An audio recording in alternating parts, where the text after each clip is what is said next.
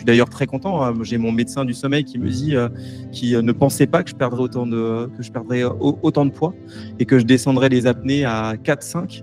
C'est vraiment chouette, tu vois, je suis très content à ce niveau-là.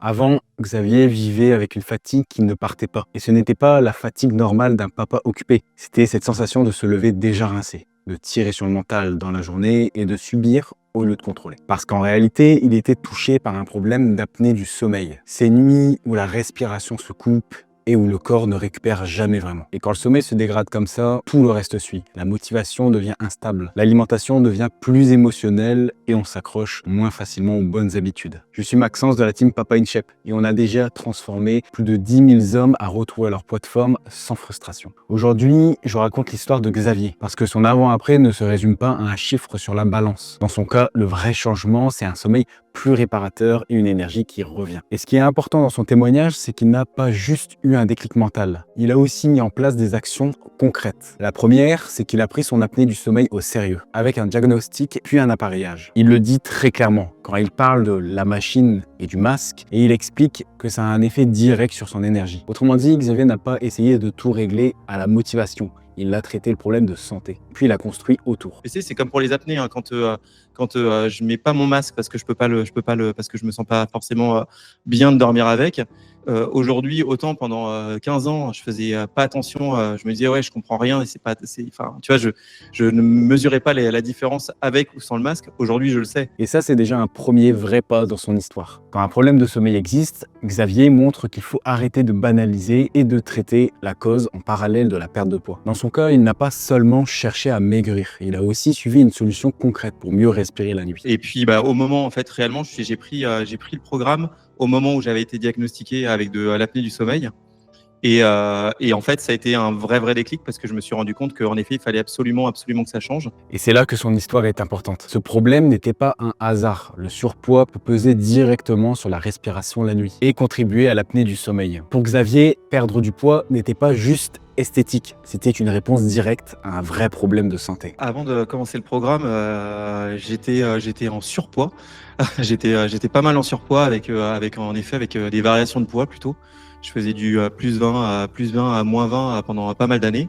Avant le programme, Xavier vivait ce que beaucoup d'hommes vivent, sans forcément mettre un mot dessus. L'effet yo-yo. Sur plusieurs années, il passait d'une phase où il reprenait du poids à une phase où il en perdait, puis il recommençait. Et ce cycle finit souvent par user mentalement autant que physiquement. Dans son cas, le premier conseil qu'il a intégré, c'est qu'il ne devait pas se définir par son passé. Le fait d'avoir vécu du yo-yo ne voulait pas dire qu'il était comme ça. Ça voulait surtout dire que la stratégie qu'il avait utilisée jusqu'à là n'était pas du tout adaptée à sa réalité de papa, à son rythme de vie, à son niveau de stress et à sa récupération. Et le deuxième conseil qui est devenu central dans son parcours, c'est que passé 40 ans, la meilleure stratégie n'est pas forcément celle qui va vite, c'est celle qui stabilise. Xavier n'avait pas besoin d'un sprint brutal, il avait besoin d'un rythme, il avait besoin de perdre du gras progressivement, de préserver son muscle et de construire des habitudes qui tiennent même dans les semaines chargées. J'avais besoin de plutôt de me remettre en forme pour pouvoir baisser les apnées. Et ça a été vraiment, si tu veux, vraiment le moteur. En tout cas, la prise de décision, elle s'est faite par rapport à ce diagnostic. Je pense que j'aurais pu encore tarder avant de rejoindre le programme si vraiment il n'y avait pas eu cette annonce de ce diagnostic. Le déclic de Xavier n'est pas venu d'un simple inconfort esthétique, il est venu d'un diagnostic. Et ce diagnostic a joué le rôle qui joue souvent les signaux médicaux. Il rend les choses réelles, urgentes, impossibles à remettre à plus tard. À partir de là, une idée devient très forte dans son histoire. Plus un problème est pris tôt, plus les actions auront d'impact, non seulement sur soi, mais aussi sur ceux qu'on aime. Ce que Xavier dit, c'est qu'il aurait probablement attendu encore s'il n'avait pas eu cette annonce. Et c'est précisément ce que vivent beaucoup d'hommes, jusqu'au jour où le corps impose la conversation. Et dans son cas, l'objectif n'était pas juste de perdre du poids. Il voulait clairement se remettre en forme en visant un résultat très concret. Baisser les apnées, autrement dit reconstruire par la santé, pas par la frustration. Dans le parcours de Xavier, une autre idée clé s'impose. Quand le sommeil devient un problème, il faut l'aborder comme une priorité, pas comme un détail. Parce que le sommeil influence directement l'appétit, la motivation, l'humeur, les envies de sucre, la capacité à bouger et la patience au quotidien. Chez lui, la perte de poids devait donc être cohérente avec cet enjeu. Elle devait le reconstruire, pas l'épuiser davantage. Xavier ne voulait plus improviser. Il voulait être accompagné et surtout éviter les extrêmes. J'avais besoin d'être accompagné. J'avais besoin de sentir que, en effet, déjà de pas faire n'importe quoi. Ça aussi, c'était quelque chose qui était hyper important. Si tu veux, j'avais bien compris que j'avais 44 ans et que forcément, je pouvais pas faire la même chose que lorsque j'avais 20 ans. J'allais pas perdre aussi facilement. Le premier principe que Xavier a dû accepter, c'est que son corps avait changé. À 20 ans, il aurait pu encaisser n'importe quoi et rattraper ensuite. À 44 ans, il savait que ça ne fonctionnerait pas pareil. Et c'est pour ça qu'il voulait un cadre, une direction et surtout des garde-fous. Et il insiste sur un point très important. Il voulait perdre du poids sans se détruire, sans perdre du muscle et sans relancer le yo-yo. Je voulais pas faire n'importe quoi. Je voulais pas avoir le sentiment après de me retrouver avec une perte de poids, une perte de muscle, et puis de repartir après sur des variations de poids et aussi de faire des extrêmes. Parce que je suis plutôt quelqu'un un peu de l'extrême aussi. Je voulais pas avoir de carence, donc être accompagné, c'était hyper important. Ce qu'il apprend ici, c'est une idée qu'on répète souvent, mais qui devient concrète quand on la vit. Le but n'est pas de courir après un chiffre, mais de viser une transformation durable. La balance peut bouger, mais le vrai enjeu, c'est de perdre du gras, garder du muscle,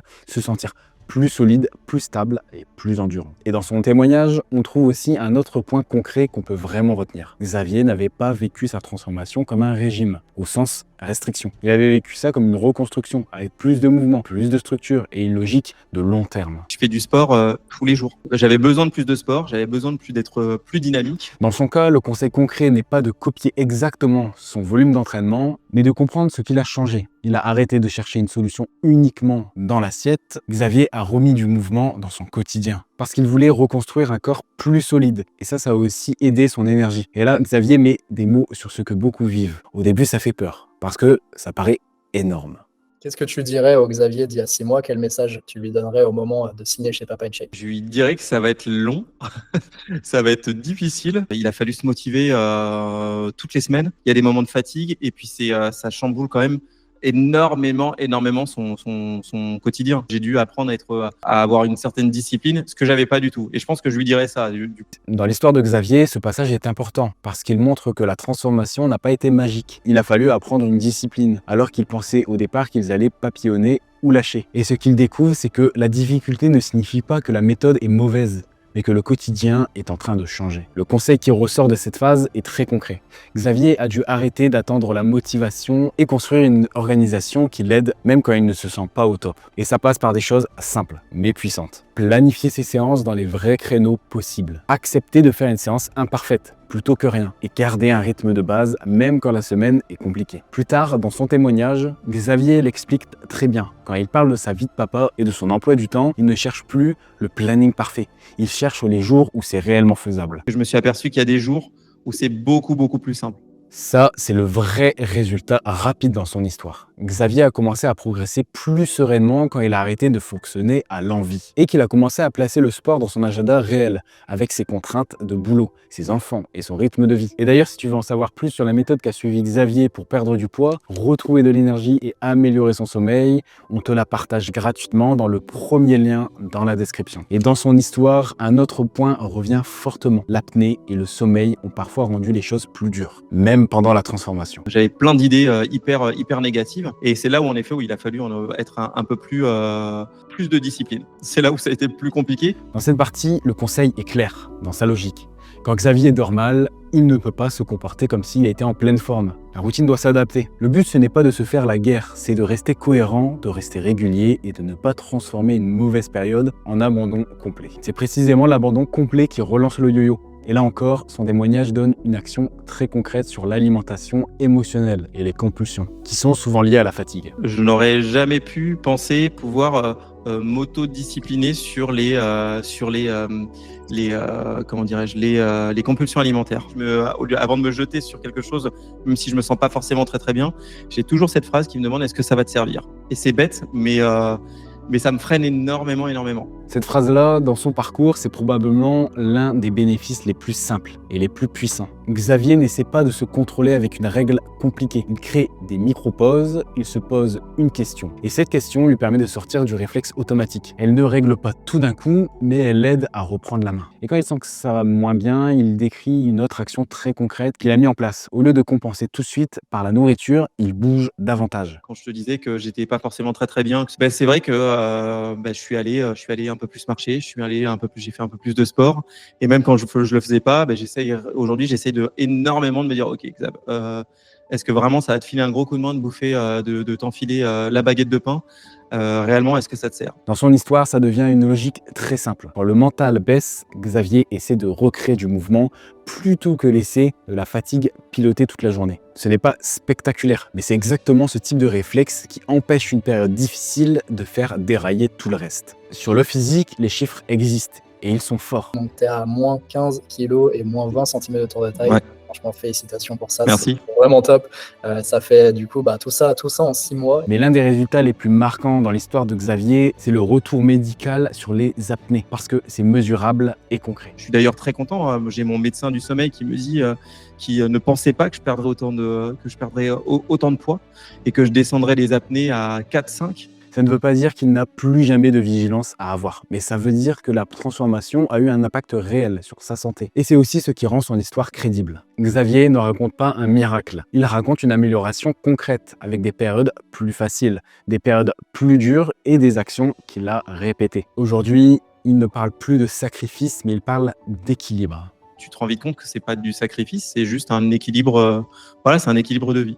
Et il se projette sur le long terme, sans urgence, mais avec une direction claire. Dans un an, je ne veux pas avoir un début d'abdos. Dans un an, je veux avoir des abdos. Je veux que sur l'année, ça se construise. Et c'est ça qui rend son histoire intéressante. Il ne cherche plus une parenthèse où il souffre pour maigrir. Il cherche une construction sur l'année, une continuité qui s'intègre à une vie de papa et une réalité d'homme adulte. Et si son histoire parle aux spectateurs, c'est aussi parce qu'elle laisse une leçon clé. Pas seulement de l'inspiration. Prendre un problème de sommeil au sérieux. Traiter la cause quand elle existe, remettre du mouvement dans son quotidien, planifier selon sa vraie vie et créer de petits réflexes simples pour ne plus laisser les compulsions décider à sa place. Parce que Xavier le dit lui-même, il aurait repoussé encore. Je pense que j'aurais pu encore tarder avant de rejoindre le programme si vraiment il n'y avait pas eu cette annonce de ce diagnostic. Le temps passe, quoi qu'il arrive. Et l'histoire de Xavier montre que parfois, la meilleure décision, ce n'est pas de faire plus, mais de faire plus intelligent, avec un cadre, avec une logique durable et avec une santé qui redevient une priorité. Xavier est devenu responsable de sa santé. Il a repris le contrôle.